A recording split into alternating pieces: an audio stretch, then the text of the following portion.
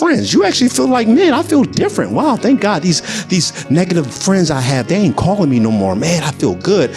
But well, the only problem is after you get through the Red Sea and you start walking through the wilderness, your old Egyptian appetites come back. Help us, Lord. And it's in that moment that we need a mental breakthrough, because it's when them appetites come back that you used to do faithfully back then, is where you need this breakthrough up here. So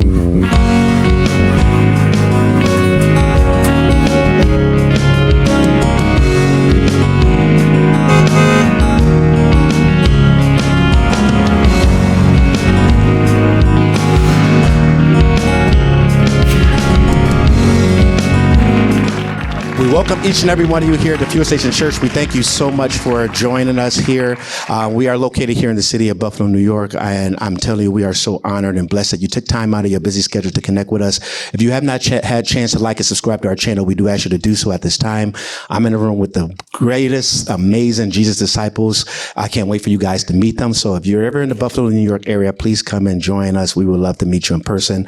Today, we're going to go into episode 8 of the series we've been on and called Breakthrough. And so we have been talking about the barriers that opens up for one to receive deliverance. And so I pray today that this message will bless you. If you have not had a chance to listen to the other ones, we do encourage you to do so. And we do ask you to subscribe if you have not had a chance to at this time.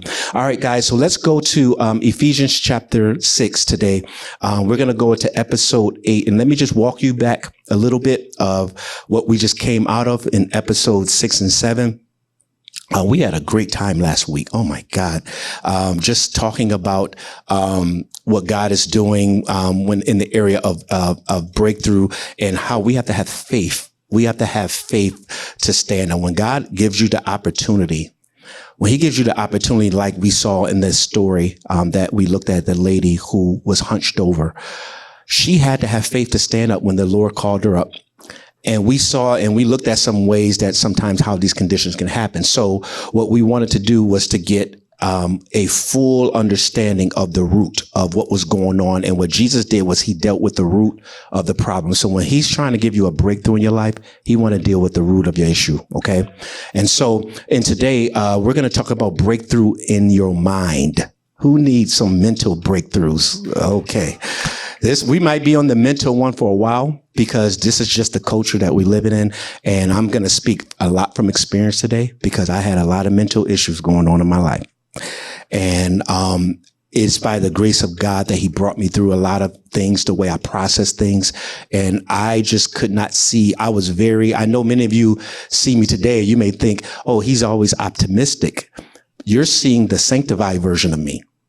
You're seeing the version of me that has been through the fire. You're seeing the version of me that has went through a lot of things that hurt me, a lot of making what things God allowed some of my dreams to fall in order for his dream to rise. So what you're seeing is a version of me that has been walking with the Lord now for some time, but I was not like that.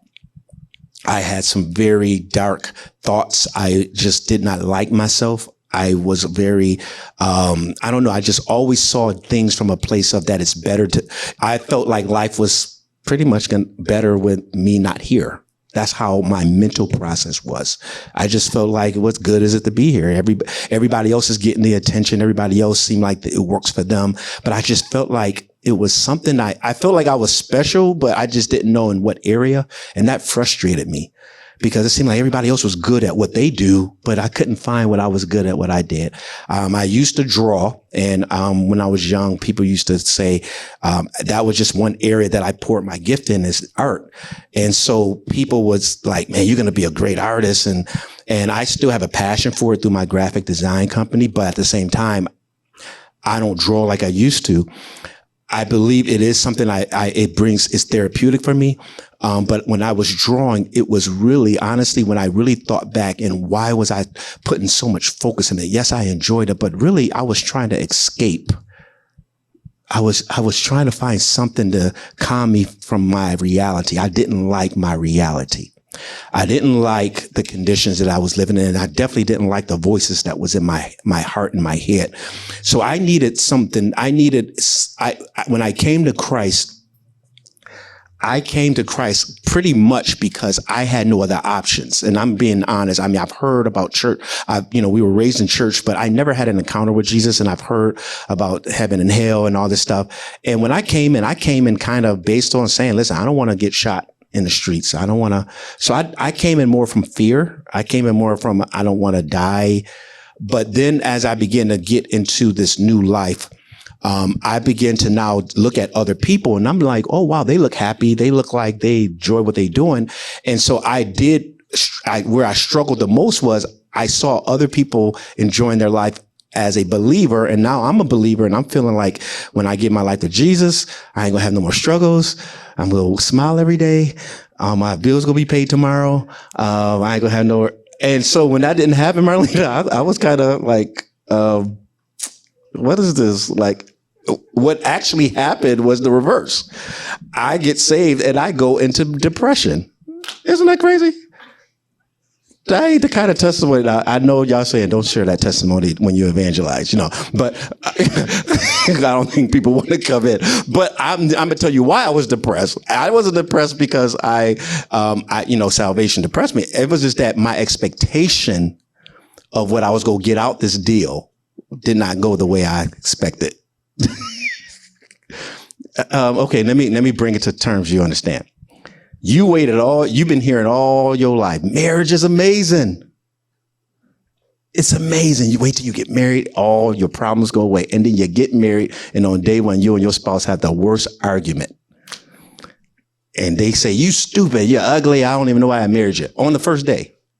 How would you feel, honestly? With all your expectation, because you've been thinking this is going to solve my problem. So when you get in it, you realize this didn't solve it. So I got depressed because when I gave my life to Christ, I felt joy on the inside, but I still went to my bank account, Jeremy, and it was negative. I still could not, I still wanted people to notice me. I still had insecurities when I came into the kingdom. And when I started coming, and I'm seeing all these people who look like they got it together. And then I started realizing, I'm like, man, am I saved? Is this thing real? And what happened through time that I discovered, I don't know what kept me coming. I think the being a musician kept me coming to the church. But what started to happen was I started to realize something. Yeah, I didn't have money. I feel like I was stripped from everything. And then I go through this depression because I feel like it did not turn out the way I expect. But one thing I did realize was I'm still here. I'm still alive. I'm still able to make it. I feel this something helping me to overcome these dark times and hard times. And I felt like I had someone on my side. And it was in that moment that my perspective about what I signed up for, what I got involved in changed, which made me understand. And then I got understanding of the Bible. And when I started seeing scriptures in the Bible that all those who live godly will suffer persecution, when I began to see things like you can identify with Christ through suffering, and I started understanding that this is not just happening to me. This is going on with everybody. So why are they smiling if they're going through persecution? They know something I don't know, or they got a breakthrough in their mind. Now, I'm walking you through this so you can understand where I'm going with this, because in Ephesians, it's going to talk to us about the whole armor of God. But one of the things that it's going to tell you to put on is the helmet of salvation. And we're going to read that. And the reason why that is an important armor is because, listen to a helmet that covers your mind of salvation. So salvation means deliverance. That means it means you are being delivered. You have been delivered. And so now you are saved. You are set free. But that has to be on this part. And that's what I was missing, Alicia. I got saved, but I was walking around with no helmet. Am I saved? I'm saved, but asking, am I saved? That's how I knew I didn't have the helmet on. Because if I was really saved and had the helmet on correctly, I would be walking out the house. Even when I didn't have the money, I would still be saying, thank you, Jesus. I got the joy. I'm good.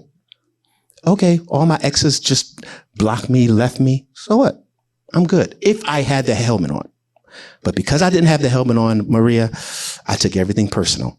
I wonder, is anybody like that? You take everything personal. If somebody don't text you in 3 days, what's wrong with that? You may need a breakthrough in your mind.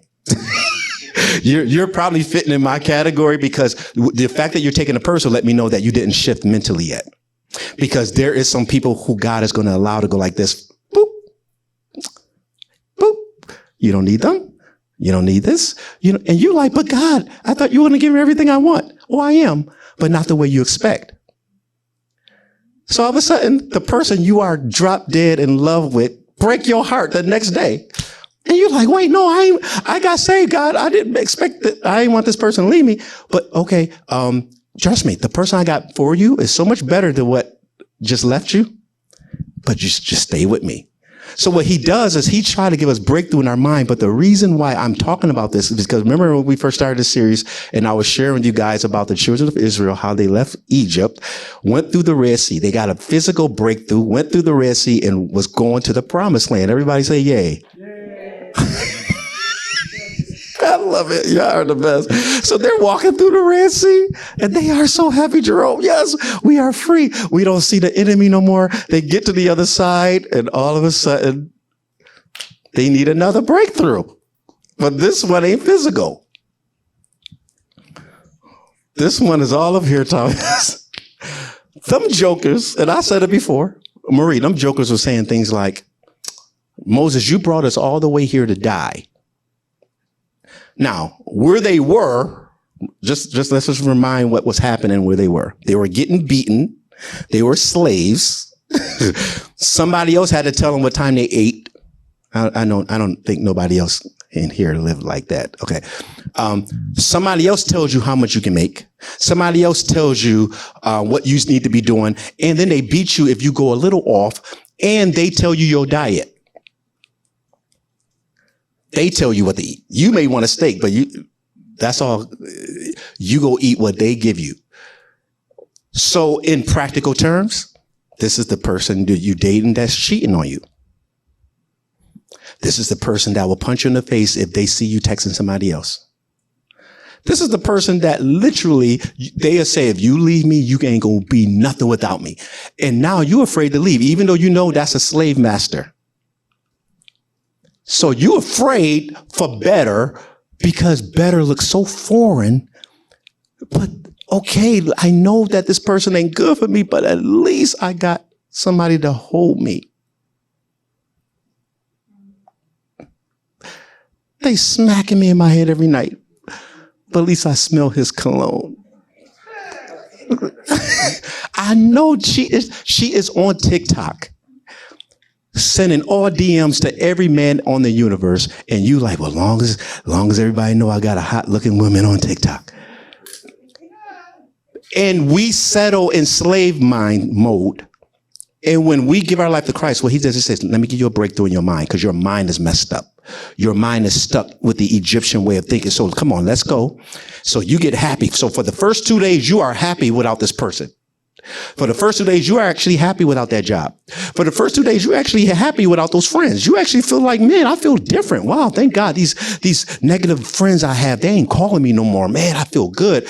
But well, the only problem is after you get through the Red Sea and you start walking through the wilderness, your old Egyptian appetites come back. Help us, Lord. And it's in that moment that we need a mental breakthrough because it's when them appetites come back that you used to do faithfully back then is where you need this breakthrough up here. So what God does, he says, because I love you so much, I'm going to give you a mental breakthrough, but I can't give you a mental breakthrough while you're in Egypt. I got to first take you out of Egypt first and then give you the breakthrough from the thing you just came out of. So the only way, so if you're in an abusive relationship right now, you will never get a breakthrough until you get out of the relationship. If you are in an abusive job or whatever, or with friends, you are never going to get the breakthrough until you get away from the friends. So what he does is he moves you away from it first, then he gets the thing out of your head. And I hate to tell y'all this, but many people get stuck in this area. That is why they were in the wilderness for 40 years. Raise your hand if you're 40. And over. It's only a couple, just all you on the camera, just only a couple of hands that went up. So everybody in that wilderness stayed in the wilderness longer than 98% of y'all. They were stuck in, imagine y'all being stuck in this one location right around here near William and Bailey. Y'all just walking around the circle for 40 years. All because they couldn't get the breakthrough here, Jeremy. This was a mental thing. It wasn't physical at this point. He was pretty much trying to give them their mental breakthrough because he said, for the blessing I'm about to give you, you can't take that old mindset to where I'm taking you. You cannot get that mate that I have assigned for your life until this thing changed. Because when that mate comes, you go run them away. Because your old mindset is still Egyptian. That person go come all pure and holy, ready to give you their best, and you go look at them and say, they're just too plain. They just too. All they want to do is smile. They always happy. What do you want? She just always smile. She always want to just make me happy. Oh, and that's a bad thing. Somebody help me with that. I never told y'all this story. I never told y'all this one. I've said this at many single seminars when I used to travel a lot, but I've never told this community. This is a true story.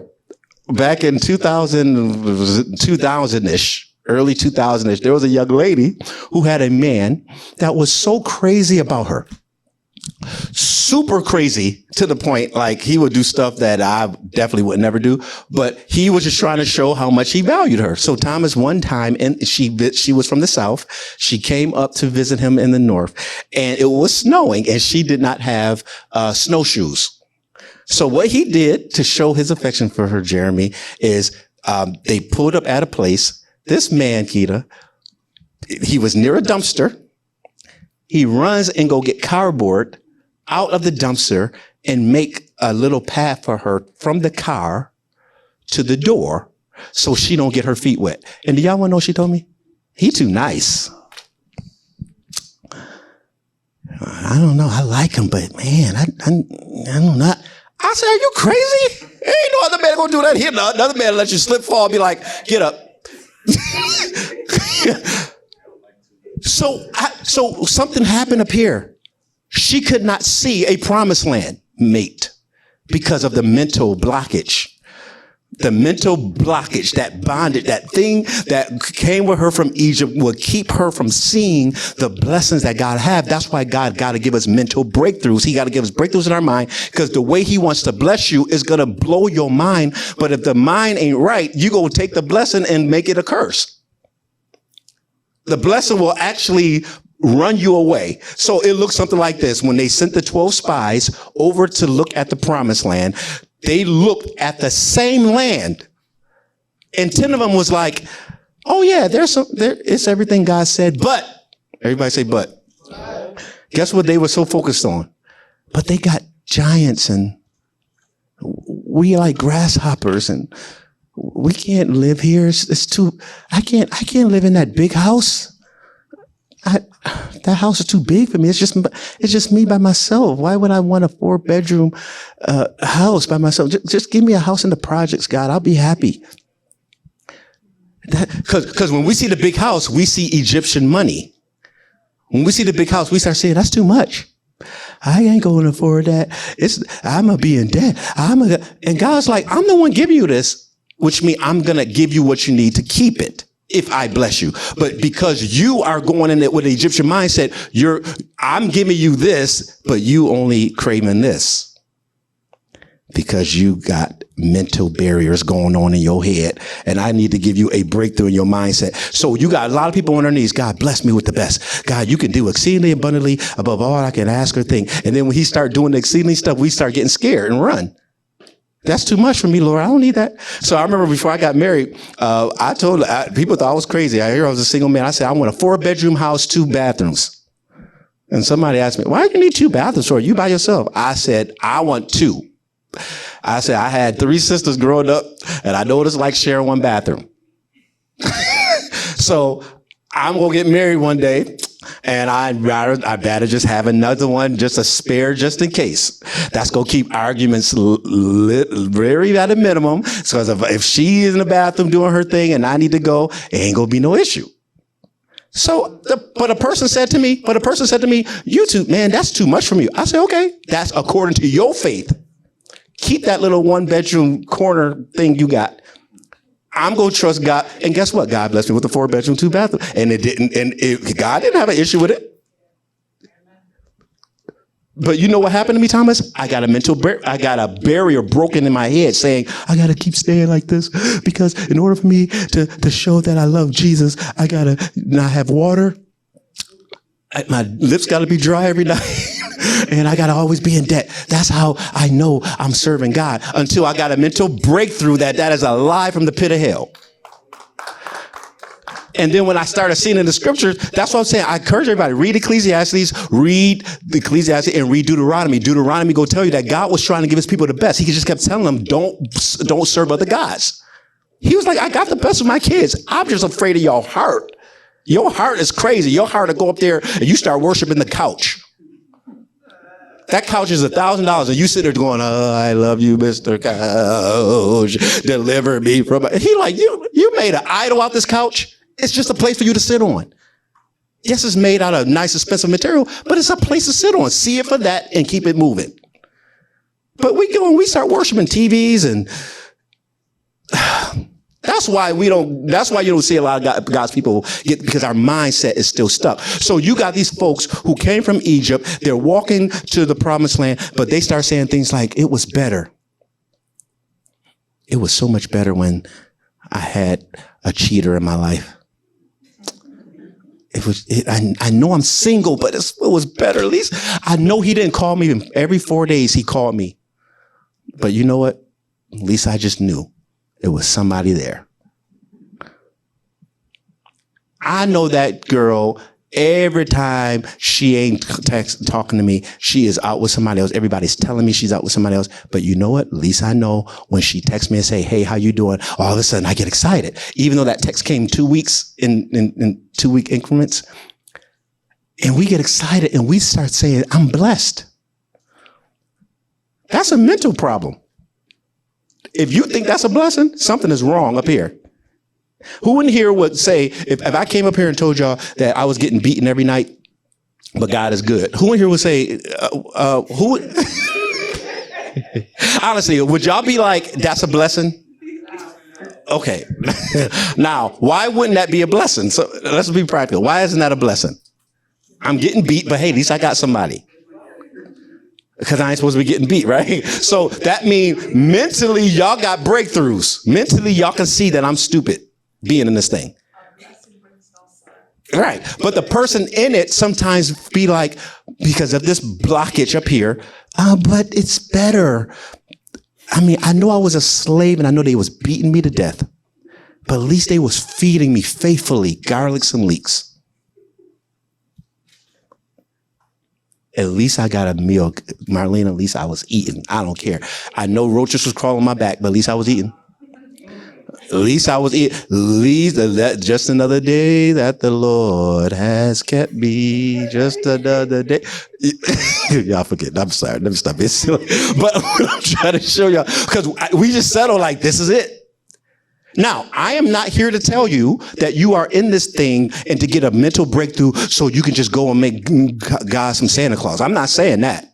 Because I'm telling you, I don't care how blessed you get, you still gonna have to go through persecution. You still gonna have to deny your flesh. You still gonna have to say, yes, Lord. So I don't care where you are. My only thing is sometimes we limit what God want to do for us because we have some bondages and blockages up here. And many of that come through the trauma we grew up with. If somebody, listen, if all you saw was and I think I told y'all, I think we talked about this in the Sanctified in the Kingdom series, but I'm gonna be honest, when you only see poverty and broken relationships and stuff, you don't think good ones exist because you don't see it. So your faith is like, so your vision is when you think a couple in the kingdom, you thinking a couple where the guy got rims on his car with spinners on, and no, I mean it's nothing wrong with that, but because that's all you saw, and you think the young lady, she have to keep popping her neck and keep disrespecting and throwing stuff at her dude, and then twisting her lips, and we think this is it, and then God give you somebody that don't even do that, and then you're like, well. The person don't even twist their lips. The person don't even pop their neck. The dude don't even curse. The dude don't even swear. The dude actually nice. He will open the door for you. And you're like, why are you opening my door? you don't want me to open it? No, I can open my own door. Move. He like, because in your promised land, you never saw that. So what God has to do is he expose you. Everybody say, expose me. Now, let me read you the scripture. And, because I want to give you this because I need to, for everybody here who's looking for a mental breakthrough, in your mind, you got to understand what is happening, because it's that we go into this thing and sometimes we learn the culture of church, we learn the culture of all this, but we never get the change up here. So Romans says something. He says, I beseech you therefore, brethren, by the mercy of God, that you present your bodies a living sacrifice, holy and acceptable unto God, which is your reasonable service. And be not conformed to this world, but be transformed. How? So where's the transformation takes place? That's why the devil fights your mind so much. So you can come into the kingdom but never get transformed. Help us, Lord. I think I may have to say that again. Mic drop. How many people forget how many people. Look at yourself and say, am I being transformed? Because if you're not different after you've been walking with the Lord, you're saved, but you never made the transformation up here. You're still a slave up here, even though you carry the name child of God. You think Egyptian, everything is Egyptian to you. And God's like, wait a minute, listen, I'm going to use you. Let me bring you out of that atmosphere first. Let me change you. Let me tell you how I think. Let me show you how I do things. Then I'm going to bring you back into that same environment that I pulled you out of so you can save other people.